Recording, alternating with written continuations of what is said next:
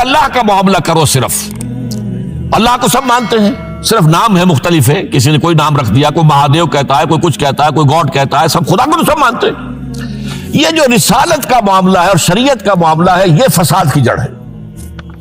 رسالت کی بنیاد پر شریعتیں مختلف، عبادتیں مختلف، ذرا اس کو پیچھے ڈالو تو دین اکبر یا دین الہی اس کا نام تھا، اس کے اندر بھی در حقیقت کوشش یہ تھی کہ تمام مذاہب کو ایک ہاون دستے میں ڈال کے اور اس کو کوٹ کے اور چھان پیس کے ایک صفوف بنا کر ایک کامن مذہب ہندوستان کا وجود میں لایا جائے۔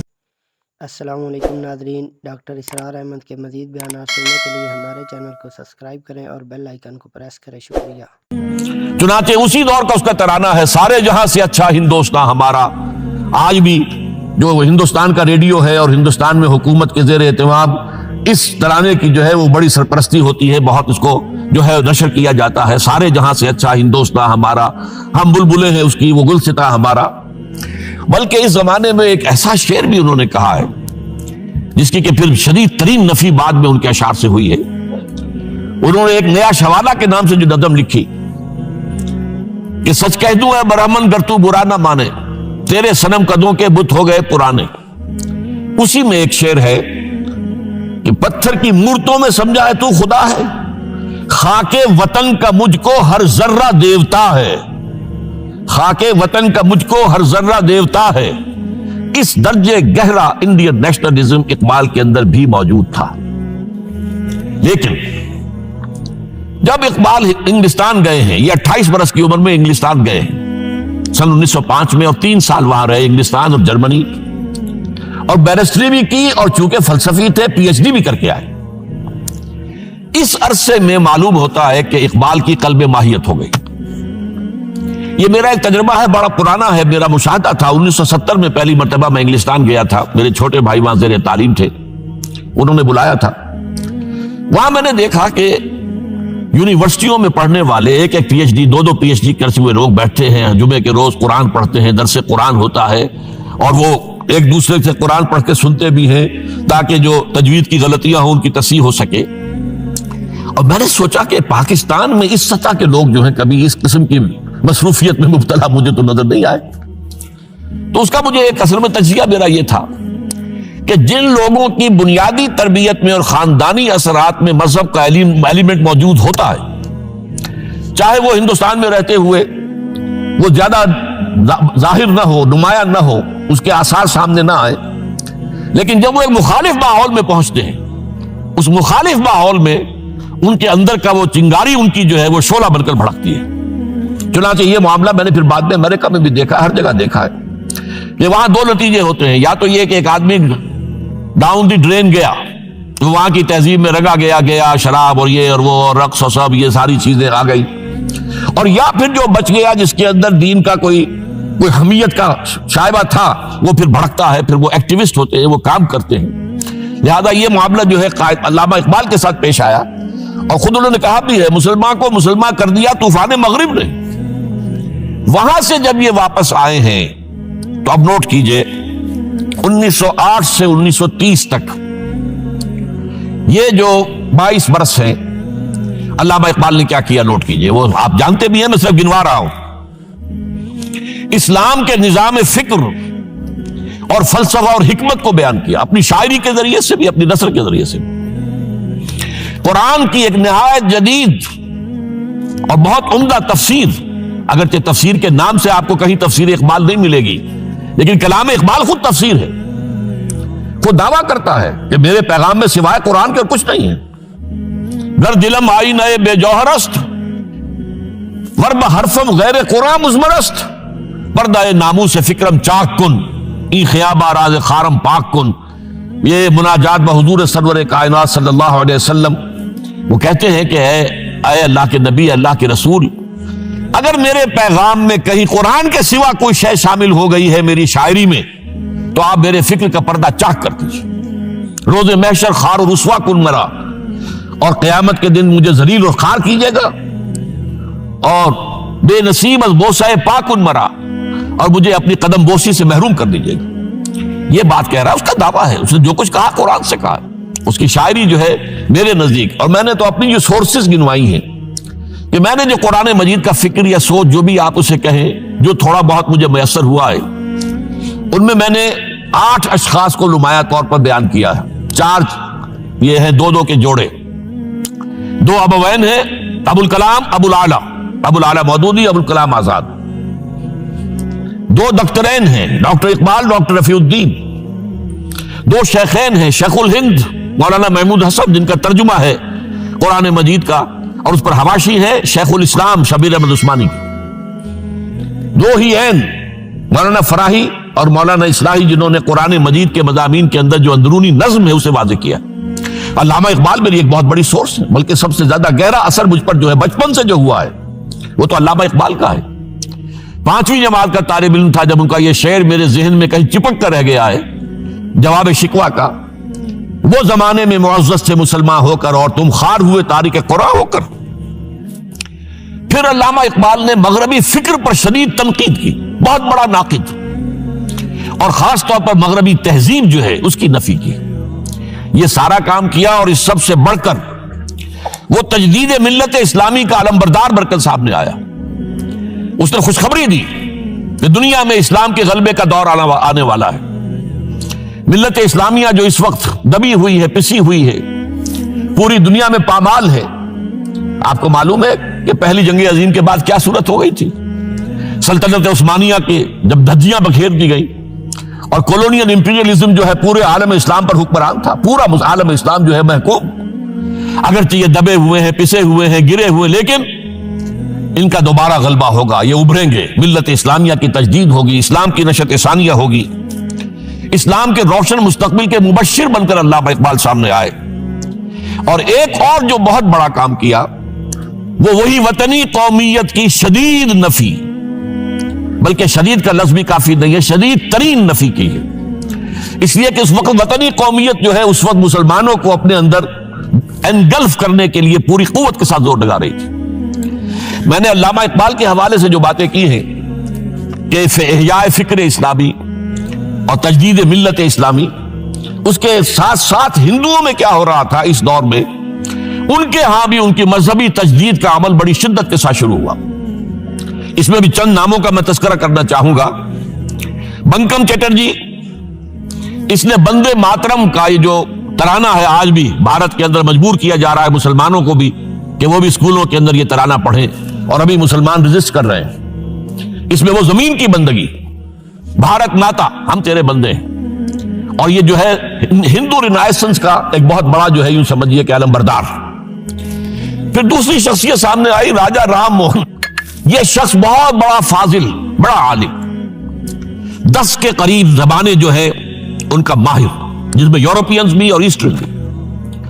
پھر یہ کہ یہ مسلمانوں کا ہمدرد بن کر آیا. انگریز نے جب یہاں پر ان کے پادریوں نے تسلیس کی تلقین شروع کی ہے تو آئینہ توحید کے نام سے اس نے کتابچہ لکھا اس کی نفی کے لیے.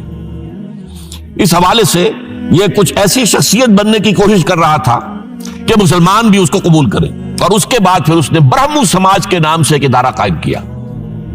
یہ وہی تھا کہ جو اس سے پہلے اکبر نے جو فلسفہ دیا تھا دین الہی، بھئی اللہ کا معاملہ کرو، صرف اللہ کو سب مانتے ہیں، صرف نام ہے مختلف ہے، کسی نے کوئی نام رکھ دیا، کوئی مہادیو کہتا ہے، کوئی کچھ کہتا ہے، کوئی گاڈ کہتا ہے، سب خدا کو سب مانتے ہیں.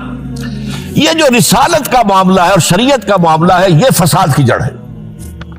رسالت کی بنیاد پر شریعتیں مختلف، عبادتیں مختلف، ذرا اس کو پیچھے ڈالو. تو دین اکبر یا دین الہی اس کا نام تھا. اس کے اندر بھی در حقیقت کوشش یہ تھی کہ تمام مذاہب کو ایک ہاون دستے میں ڈال کے اور اس کو کوٹ کے اور چھان پیس کے ایک صفوف بنا کر ایک کامن مذہب ہندوستان کا وجود میں لایا جائے. بہرحال اس وقت اللہ تعالیٰ نے کھڑا کیا ہے حضرت مجدد الفسانی رحمۃ اللہ علیہ کو، کہ جنہوں نے اس فتنے کی سرکوبی کی. اس نے بھی مجلس ازدی کے نام سے ایسا ہی ادارہ شروع کیا، اور یہ گویا کہ ٹھنڈی چھری کے مانند، اس لیے کہ اسلام کا دار و مدار تو رسالت پر ہے. بقول اقبال بمصطفیٰ برساں خویش را کے دی ہماؤست، اگر بول رسیدی تمام بول آبیست. اسلام کا تو سارا معاملہ، دین جو ہے اس کا سارا جو مدار، دار و مدار ہے وہ رسالت پر ہے، نبوت پر ہے، اسی پر شریعت کا سارا دار و مدار ہے. رسالت سے کاٹ دیجئے، حدیث سے کاٹ دیجئے، سنت سے کاٹ دیجئے، تو پھر قرآن کو پھر موم کی ناک بنا کر جو چاہیں آپ تعبیر کر لیں، جو چاہیں تشریح کر لیں، جدھر چاہیں اسے موم کی ناک کی طرح بوٹ کر لے جائیں۔ بہرحال اس معاملے میں بھی پھر ایک تیسری تحریک جو شروع ہوئی وہ بہت ملیٹنٹ تھی، آریہ سماج، دیانند سرسوتی نے، یہ ملیٹنٹ تھی اور بڑی اس کی جو ہے پذیرائی ہوئی ہندو معاشرے میں۔ انہوں نے کھل کر یہ کہا کہ ہندوستان صرف ہندوؤں کا ملک ہے، یہاں مسلمانوں کے لیے کوئی جگہ نہیں، لہذا یا ہندو ہو جائیں مسلمان اور یا پھر یہاں سے ہجرت کر جائیں، کھل کر۔ آریہ سماج، اسی کے تحت پھر مہاسبھا بنی، اسی کے تحت RSS، انتہائی ملیٹنٹ آرگنائزیشن جو ہے ہندوؤں کی، یہ سب جو ہے دیانند سرسوتی کا۔ یہ اسی طریقے سے پھر شدھی کی تحریک شروع ہو چکی تھی، ریکلیم کرو مسلمانوں کو، یہ ہم ہی میں سے تھے، ان کے آباء و اجداد کہیں جو ہے مسلمان ہو گئے، انہیں واپس لو۔ چنانچہ راجستھان کے علاقے میں جہاں بڑی جہالت تھی، مسلمانوں میں علم نہیں تھا، بس کہیں بزرگوں کے کسی زیر اثر فیض سے، کسی صوفی کے، وہ اسلام تو لے آئے لیکن تربیت کا کوئی انتظام ہوا ہی نہیں، مسلمان حکومتوں نے کیا ہی نہیں، کچھ بھی نہیں کیا، تو نتیجہ یہ نکلا کہ بڑے پیمانے پر شدھی کی تحریک ہو رہی تھی۔ میوات کے علاقے میں بڑی تیزی کے ساتھ مسلمان جو میو تھے وہ ہندو ہو رہے تھے، اسی پر تحریک اٹھائی ہے مولانا الیاس رحمت اللہ علیہ نے، ان کا مقابلہ کرنے کے لیے، اس تحریک کا، اس شدھی کی تحریک کا مقابلہ کرنے کے لیے یہ تبلیغی جماعت کا نظام بنایا تھا کہ بس 6 باتیں لو اور جاؤ، دیہات میں جاؤ، چنے لے کر گڑ لے کر جاؤ، کسی کا کھانا نہ کھاؤ، اپنا کھانا کھاؤ، کوئی تنخواہ نہیں، اور دین کی تبلیغ کرو۔ یہ نظام ان کا در حقیقت اسی شدھی کی تحریک کے جواب میں شروع ہوا۔ پھر سنگٹن کی تحریک شروع ہوئی کہ ہندوؤں کو سب کو جمع کر لیا جائے۔ اب اس اعتبار سے ذرا نوٹ کیجئے، علامہ اقبال نے جو نفی پھر وطنیت کی ہے، اتفاق سے یہاں یہ اشعار لکھے ہوئے ہیں، اس دور میں میں اور ہے، جام اور ہے، جم اور، ساقی نے بنا کی روش لطف و ستم اور، تہذیب کے آزر نے ترشوائے صنم اور، مسلم نے بھی تعمیر کیا اپنا حرم اور، ان تازہ خداؤں میں بڑا سب سے وطن ہے، جو پیرہن اس کا ہے وہ مذہب کا کفن ہے۔ اب ذرا قلب ماہیت کا اندازہ کیجئے، وہی شخص جو کہہ رہا تھا کہ خاک وطن کا مجھ کو ہر ذرہ دیوتا ہے، وہ آج اس وطن کو ایک سب سے بڑا بت قرار دے کر اور اس کا قلع کما کرنے کے لیے کس قدر زوردار الفاظ جو ہے، اور یہی دوسری طرف یہ بت کہ تراشیدہ تہذیب نوی ہے۔ یہ جو نیشن سٹیٹ کا تصور ہے، یہ 18ویں صدی سے یورپ میں شروع ہوا۔ نیشن سٹیٹ، ایک ملک میں رہنے والے سب شہری ہیں، برابر ہیں، اور ان کے اندر مذہب کا اختلاف ہو، یہ اس کا کوئی حیثیت نہیں، مذہب تو پرائیویٹ معاملہ ہے، ہاں جو سرکاری سطح پر ہوگا معاملہ، اجتماعی معاملات جو ہے وہ کسی مذہب سے طے نہیں ہوں گے۔ یہ نیشن سٹیٹ کا تصور، یہ بت کہ تراشیدہ تہذیب نوی ہے، غارت گرے کاشانہ دین نبوی ہے، بازو تیرا توحید کی قوت سے قوی ہے، اسلام تیرا دیس ہے تو مصطفی ہے، نہ زارہ دیری نہ زمانے کو دکھا دے، اے مصطفی خاک میں اس بت کو ملا دے۔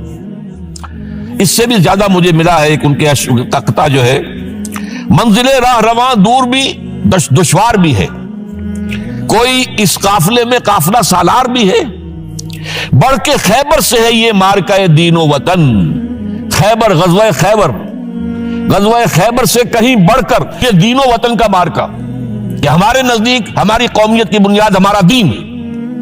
آج دنیا یہ کہتی ہے کہ قومیت کی بنیاد وطن ہے، یہ جو مارکہ دین و وطن ہے، بڑھ کے خیبر سے ہے یہ مارکہ دین و وطن، اس زمانے میں کوئی حیدر کرار بھی ہے۔ تو واقعہ یہ ہے کہ علامہ اقبال نے اس سلسلے میں وہ رول بھی پلے کیا کہ جو حضرت مجدد الفسانی رحمت اللہ علیہ نے دین اکبری کا قلع کما کرنے میں ادا کیا تھا، اور اس میں کوئی شک نہیں ہے۔ اس اعتبار سے میں کہا کرتا ہوں کہ حضرت مجدد الفسانی کے بروز کی حیثیت رکھتے ہیں علامہ اقبال، اور ان کو جو گہری نسبت تھی، حاضر ہوا میں شیخ مجدد کی لحد پر، وہ خاک کے ہے زیر فلک مطلع انوار، گردن نہ جھکی جس کی جہانگیر کے آگے، جس کے نفس گرم سے ہے گرمی احرار، وہ ہند میں سرمایہ ملت کا نگہباں، وہ ہند میں سرمایہ ملت کا نگہباں۔ ملت کا سرمایہ تو سارا کا سارا جو ہے ایمان بالرسالت سے۔ آپ حضرت مجدد الفسانی کے خطوط پڑھیے، سب سے زیادہ زور اطاعت رسول، اطاعت رسول، اطاعت رسول، اطاعت رسول، جس کی جڑ کاٹنے کی کوشش کی تھی دین الہی کے ذریعے سے اکبر نے، اس کو دوبارہ مستحکم کیا ہے وہ مجدد الفسانی رحمت اللہ علیہ نے۔ اب آئیے 1930 کا ماہ دسمبر، اس میں ایک بات ہم دیکھ چکے، محمد علی جناح ہندوستان کی سیاست سے مایوس ہو کر ملک چھوڑ کر انگلستان میں جا کر آباد ہو چکے۔ اور اس ضمن میں ایک واقعہ میں آپ کو سنا دوں۔ ایس ایم اکرام صاحب کا نام بہت سے حضرات کے علم میں ہوگا، ان کی 3 کتابیں جو ہے بڑی مارکت الارا ہیں، آب کوثر، موج کوثر، روض کوثر۔ ادارہ ثقافت اسلامیہ کے ڈائریکٹر رہے بہت عرصے تک، بہت پڑھے لکھے آدمی تھے۔ وہ آکسفورڈ میں پڑھتے تھے اس زمانے میں۔ وہ لندن گئے، انہوں نے محمد علی جناح صاحب سے ملاقات کی اور کہا کہ آپ کیوں چھوڑ کر آ گئے ہندوستان کو؟ ہندوستان کے مسلمانوں کو آپ کی رہنمائی کی ضرورت ہے۔ تو جواب جو تھا محمد علی جناح کا وہ نوٹ کرنے کے قابل ہے۔ ہندوز آر انکوریجیبل، یہ ہے جو نتیجہ نکالا تھا محمد علی جناح نے۔ یوں سمجھیے کہ 24 برس کی محنت شاقہ کہ کوئی اتحاد کا فارمولہ طے ہو جائے، کوئی بنیاد ہو جائے، کوئی ہمارے مابین متفق علیہ اسکیم طے بن جائے، لیکن جس درجے مایوس ہوا ہے شخص، ہندوز آر انکوریجیبل، یہ ناقابل اصلاح ہے۔ اور مسلمانوں کا حال یہ ہے کہ ان کا ایک لیڈر جو بات مجھ سے کرتا ہے صبح کو وہ شام کو ڈپٹی کمشنر کو بتا دیتا ہے۔ تو اب میں ایسی قوم کی رہنمائی کیسے کروں؟ تو یہ میں نے آپ کو یہ واقعہ بھی سنا دیا کہ وہ مایوسی کا عالم کیا تھا۔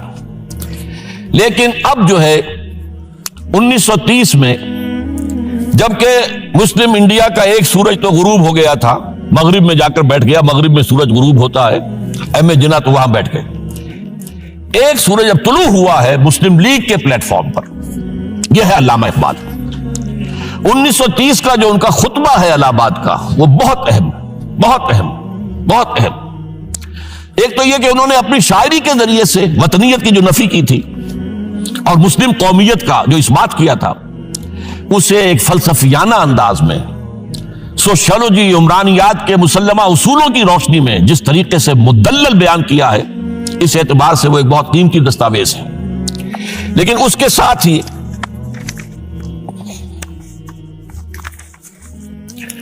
انہوں نے ایک تجویز پیش کی، اور یوں بھی کہیے کہ ایک پیشن گوئی کی۔ وہ پیشن گوئی یہ تھی کہ ہندوستان کے شمال مغرب میں ایک مسلمان ریاست قائم ہوگی، اور پھر یہ بھی کہا میں مطالبہ کرتا ہوں کہ وہ قائم ہو۔ البتہ اس میں بعض لوگ جو ہیں اس پر یہ تنقید کرتے ہیں کہ علامہ اقبال نے تو یہ کہا تھا I would like to see the Punjab, the Northwest Frontier Province, Sindh and Balochistan amalgamated into a single state, self-government within the British Empire or without the British Empire. The formation of a consolidated Northwest Indian Muslim state appears to me to be the final destiny of the Muslims, at least of Northwest India. اس میں اعتراض یہ کیا جاتا ہے کہ علامہ اقبال نے تو ہندوستان کے اندر برطانیہ کے حکومت کے اندر کے لیے تجویز دی تھی، لیکن یہ بات غلط ہے۔ اصل میں نوٹ یہ کیجئے کہ 1930 تک تو اس کا کوئی امکان ہی نظر نہیں آتا تھا کہ انگریز ہندوستان چھوڑ کے چلا جائے گا۔ تو اس وقت کے لیے ان کی تجویز یہ تھی کہ ہندوستان میں ایک صوبہ بنا دیا جائے، یہ آج کا پاکستان، یا یوں سمجھیے کہ جو کچھ عرصے پہلے 1 یونٹ بنا تھا، برٹش انڈیا میں بھی یہ 1 یونٹ کی حیثیت سے ایک سٹیٹ بن جائے، تاکہ اس علاقے میں مسلمانوں کے اندر جو کچھ قومیتی کچھ تھوڑا فرق ہے، کلچر کا فرق ہے، کچھ ان طرح کی چیزیں، زبانوں کا فرق ہے، تو یہ جو ہے مل جل کر ان کے اندر ایک قوم کا تصور جو ہے باقاعدہ پیدا ہو جائے۔ اسی لیے وہ کہتے ہیں I demand the formation of a consolidated Muslim state in the best interest of India and Islam. اب اس میں وہ بات یہ کہتے ہیں کہ for Islam it will be an opportunity to rid itself of the stamp that Arabian imperialism was forced to give it, to mobilize its laws, its education, its culture, and to bring them into closer contact with its own original spirit and with the spirit of the modern time. وہ کہتے ہیں کہ اگر ایسا ہو گیا، ایک تو یہ کہ ڈیسٹنی ہے، ہوگا، رہے گا، شمال مغربی ہند کے اندر ایک مسلمان ریاست قائم ہو کر رہے گی۔ اب یہ پروفیسی بھی تھی، پیشن گوئی، اور یہ بھی کہ میں مطالبہ کرتا ہوں، ایک تجویز بھی تھی۔ لیکن اس کا جو اصل عنصر ہے، جو میرے نزدیک جو انقلابی حصہ ہے، جہاں تک ہندوستان کی جو تقسیم کا معاملہ ہے، یہ اور بھی بہت سے لوگوں کی طرف سے یہ باتیں آتی رہی تھی۔ میرے پاس یہاں پہ 14 نام لکھے ہوئے ہیں جنہوں نے ہندوستان کی تقسیم کا تذکرہ کیا۔ لیکن جس انداز میں، جس پلیٹ فارم پر آل انڈیا مسلم لیگ کا جو اینول سیشن ہے اور اس میں صدر کی حیثیت سے خطبہ دے رہا ہے ایک شخص، تو یہ حیثیت جو ہے یہ بہت نمایاں، اور اس میں جس انداز میں بات کہی گئی ہے اس میں جو ایک پازیٹیو عنصر ہے. اگر ایسا ہو گیا ایک نارتھ ویسٹ آف انڈیا میں مسلمان ریاست قائم ہو گئی تو ہمیں ایک موقع مل جائے گا کہ عرب امپیریلزم، اب نوٹ کیجئے عرب امپیریلزم سے مراد کیا ہے؟ عربوں کا دور ملوکیت. اس سے پہلا کیا تھا؟ خلافت راشدہ، اصل اسلام.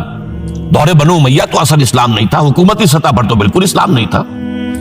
وہی دور ہے جس میں کہ سانحہ کربلا ہوا ہے، واقعہ ہرہ ہوا ہے، ظلم کی انتہا ہوئی ہے، سینکڑوں تابعین کو حجاج ابن یوسف نے شہید کیا ہے. اس کو حدیث کے اندر بھی کہا گیا ہے ملکن اعظم، کاٹ کھانے والی ملوکیت. اس کے بعد جو ہے دور آیا ہے بنو عباس کا، وہ محل بنے ہیں شاندار، جو ہے جو بھی بادشاہوں کے ہاں ہوتا تھا وہ سارا کا سارا معاملہ آیا ہے. تو اب دنیا اسلام کو ان کے آئینے میں دیکھتی ہے، وہ سمجھتی ہے یہ اسلام ہے، لہذا اس میں تو کوئی شے ایسی نہیں ہے جو اٹریکٹ کر سکے، جو کسی قوم کو اسلام کی طرف جو ہے وہ کھینچ سکے. تو یہ جو امپریشن ہے جو کہ اس دور ملوک کی عرب امپیریلزم کا لفظ استعمال کیا ہے، اسلام کے چہرے پر جو بدنما داغ اور دھبے آ گئے ہیں انہیں ہٹا کر وہ جو اس کی اوریجنل پیورٹی ہے، اور ظاہر بات ہے کہ دور ملوکیت سے پہلے خلافت راشدہ، تو گویا کہ اس میں اگرچہ نام خلافت راشدہ کا نہیں لیا گیا ہے لیکن یہ ہے کہ بات مراد وہی ہے. لیکن اور اس میں بھی جو بڑی حکیمانہ بات ہے کہ ہم اس کو bring them into closer contact with its old original spirit، جو اصل اسلام کی اصل روح ہے، and with the spirit of the modern times، اس زمانے کے جو تقاضے ہیں ان کے مطابق اجتہاد کے دروازے کو کھول کر اور ہم ایک ایسا نظام جو ہے وہ یہاں پر قائم کریں. یہ ہے وہ چیز کہ جس نے تحریک مسلم لیگ کے اندر ایک مثبت جذبہ، یہ نوٹ کر لیجئے میرے الفاظ، 1906 سے لے کر 1930 تک تحریک مسلم لیگ صرف ایک منفی موٹیو پر چل رہی تھی. منفی، نیگیٹو، خوف، ہندو کا خوف، ہندو دبا لے گا، ہندو ایکسپلائٹ کرے گا، ہندو معاشی طور پر بھی، تہذیبی طور پر بھی، ثقافتی طور پر بھی، مذہبی طور پر بھی شدی کی تحریک چل رہی ہے، ہمیں راستہ دکھایا جا رہا ہے ہندوستان چھوڑ دو اور بھاگ جاؤ، چلے جاؤ. یہ سارا خوف کا عنصر تھا اور اس میں تحفظات تلاش کرنے، کوئی ایسی یقین دہانیاں کہ وہ مسلمانوں کے حالات بہتر ہو جائیں، اس کے علاوہ کوئی اور موٹیو نہیں تھا. یہ منفی موٹیو تھا. اور اس کی وجہ ساتھ ہی یہ ہے کہ مسلم لیگ اس وقت تک کوئی عوامی جماعت تھی ہی نہیں، بلکہ کچھ خواص جو اونچے لوگ، نوابوں اور نوابزادوں اور ان ایسے لوگوں کی جو ہے یہ ایک جماعت تھی. لیکن 37 میں جو یہ انجیکشن لگا ہے یہ پازیٹیو ہے. اس کی مثال میں دیا کرتا ہوں کہ کوئی مریض پڑا ہوا اپنے بیڈ پر اور گلوکوز کی بوتل لگی ہوئی ہے اور ایک ٹیوب چل رہی ہے، تو اس کے اندر ہی کوئی اب انجیکشن لگانا ہے تو اس ٹیوب میں لگا دیتے ہیں، ایسا نہ ہو کہ کوئی اور پرک دینی پڑے مریض کو اور اسے تکلیف ہو. تو گویا کہ مسلم لیگ کا جو بھی وہ ایک نظام تھا اس میں ایک انجیکشن لگایا ہے علامہ اقبال نے 1930 کے خطبے میں. اگلی بات، اس کے بعد یہی انجیکشن علامہ اقبال نے لندن میں مسٹر محمد علی جناح کے ذہن و فکر میں لگایا ہے. اس کا واقعہ کیا ہے؟ 3 گول میز کانفرنسیں ہوئی تھی، پہلی اور دوسری میں محمد علی جناح بھی شریک تھے، تیسری 1932 میں ہوئی، اب وہ شریک نہیں ہوئے اس لیے کہ وہ سیاست چھوڑ چکے تھے. وہ تو سیاست کو خیر بات کہہ کر اب پریکٹس کر رہے تھے، لیکن علامہ اقبال اس میں گئے تھے. وہاں موقع ملا، قریبی ملاقاتیں ہوئیں، گفتگویں ہوئیں، اور ان ملاقاتوں کے نتیجے میں یہی انجیکشن علامہ اقبال نے محمد علی جناح کے ذہن اور فکر کے اندر لگایا ہے کہ بات کرو اسلام کے احیاء کی، وہ چیز کہ جو مسلمانوں کے جذبات کے اندر گرمی پیدا کرے، حرارت پیدا کرے. اس حوالے سے یہ جو انجیکشن لگایا گیا ہے اسی سے پھر یہ کہ ان کے مزاج کے اندر ایک تبدیلی آئی.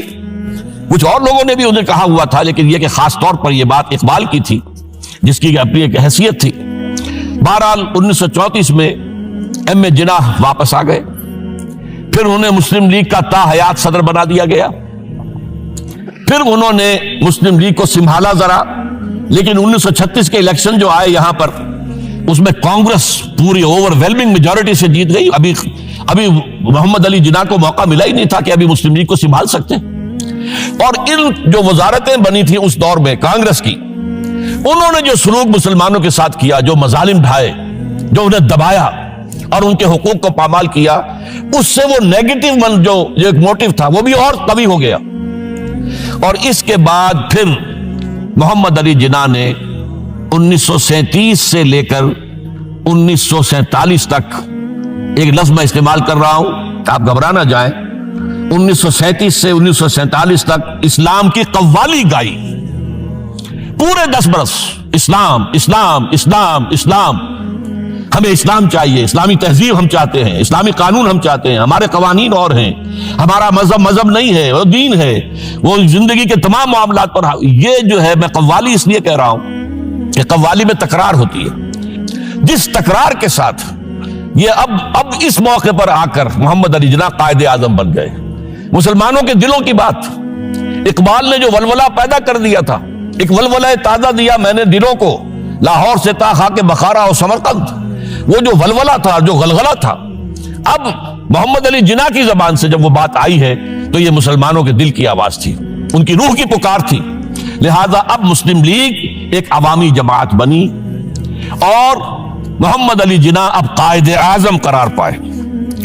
اب اس معاملے میں چاہتا ہوں ذرا، کیونکہ یہ بات نئی سی ہوگی، میرے اس تجزیے کے روح سے نظریہ پاکستان اسلام اور اسلام کا احیاء خلافت راشدہ کے مفہوم میں، اور اس کا خالق اقبال ہے، اس میں کوئی شک نہیں، قائد اعظم تک بھی یہ بات پہنچانے والا اقبال ہے، اور پھر اسی پر قائد اعظم نے عمل کیا ہے، تو اس چیز کو بہت سے لوگ جو ہیں آسانی کے ساتھ تسلیم نہیں کریں گے، لیکن میں یہ چاہتا ہوں کہ خود قائد اعظم نے علامہ اقبال کے بارے میں جو کچھ کہا ہے اس کی 2 کوٹیشنز آپ کے سامنے رکھ دوں۔ کلکتہ 21 اپریل 1938 کو علامہ اقبال کا انتقال ہوا۔ اس وقت کلکتہ میں ایک بہت بڑا جلسہ ہو رہا تھا فلسطین کے مسئلے پر غور کرنے کے لیے، قائد اعظم اس کے چیف مقرر تھے۔ اب یہ خبر پڑھیے، A mammoth public meeting of the Muslims of Calcutta was held on the football ground on 21st April to consider the Palestine problem. But it was converted into a condolence meeting to mourn the death of Allama Iqbal. Mr. M. A. Jinnah said that the sorrowful news of the death of Dr. Sir Muhammad Iqbal had plunged the world of Islam in gloom and mourning. Sir Muhammad Iqbal was undoubtedly one of the greatest poets, philosophers and seers of humanity of all times. Note kijiye, one of the greatest poets, philosophers and seers, جن کو کہ مستقبل کو دیکھنے کی صلاحیت ہوتی ہے، جن کی نگاہ گاہ میری نگاہ تیز چیر گئی دل وجود، جس کے بنا پر آب روان کبیر تیرے کنارے کوئی دیکھ رہا ہے کسی اور زمانے کے خواب۔ یہ علامہ اقبال نے جو کچھ دیکھا تھا اسلام کے مستقبل کے بارے میں۔ He took a prominent part in the politics of country and in the intellectual and cultural reconstruction of the Islamic world. His contribution to the literature and thought of the world will live forever. اب آخری جملہ سنیے غور سے۔ To me, he was a personal friend, number 1, philosopher, number 2, and guide, number 3, and as such the main source of my inspiration and spiritual support. کوئی شک اس کے بعد رہ جاتا؟ اور یہ الفاظ کون کہہ رہا ہے؟ یہ محمد علی جناح ہے، لفاظ آدمی نہیں ہے، وہ کوئی شعلہ بیان خطیب جو الفاظ جو ہیں اس کے ابار لگا دے، نہیں، جو ایک ایک لفظ، وکیل، بہت بڑا وکیل، ایک ایک لفظ جو ہے تول کر بولنے والا، انہیں کیا قرار دیا؟ خود تسلیم کیا۔ دوسرا میں اور دے رہا ہوں، یہ سن 40 میں اقبال ڈے منایا گیا تھا۔ اب اس میں کیا کہتے ہیں Quaid Azam? If I live to see the ideal of a Muslim state being achieved in India, and I were then offered to make a choice between the works of Iqbal and the rulership of the Muslim state, I would prefer the former.